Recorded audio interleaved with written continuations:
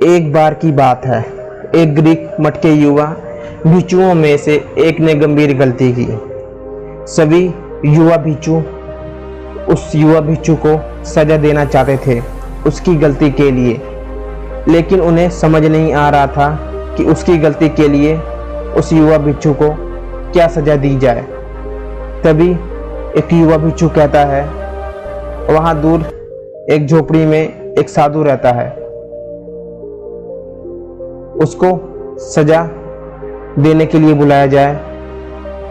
सभी युवा भिक्षु उस साधु के पास जाते हैं और कहते हैं जो उस युवा भिक्षु ने गलती की है उसके लिए उसको क्या सजा देनी चाहिए। पहले वह साधु कहता है, तुम थोड़ी देर रुको। फिर वह कहता है, मैं कल आकर आपको बताऊंगा कि उस युवा भिक्षु को क्या सजा देनी चाहिए। वह एक बाल्टी में रेत भरकर सजा देने के लिए निकल पड़ता है। बाल्टी में छेद था और वह छेद से सारी रेत नीचे गिर रही थी। जब साधु न्याय करने के लिए पहुंचा तो मठ के नेताओं ने कहा, तुमने यह बाल्टी क्यों उठाई है और इसमें से रेत गिर रही है।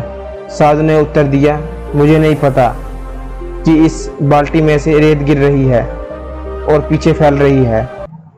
उसी तरह मनुष्य के दोष और बुरे कर्म भी उसके पीछे फैलते हैं, लेकिन मनुष्य उन्हें नहीं देख सकता, उसे सिर्फ दूसरों के ही बुरे कर्म दिखाई देते हैं। फिर साधु कहता है, मैं उस भाई का न्याय करने के लिए आया हूँ। लेकिन उसकी यह बातें सुनकर मठ के नेता नीचे सिर झुका लेते हैं और उस साधु से माफी मांगने लगते हैं। अब तक जो मठ के नेता और युवा उस युवा को उसकी गलती के लिए सजा देने जा रहे थे, उन्होंने साधु की यह बातें सुनकर उस युवा को सजा देने की बजाय अपनी गलती सुधारने को कहा।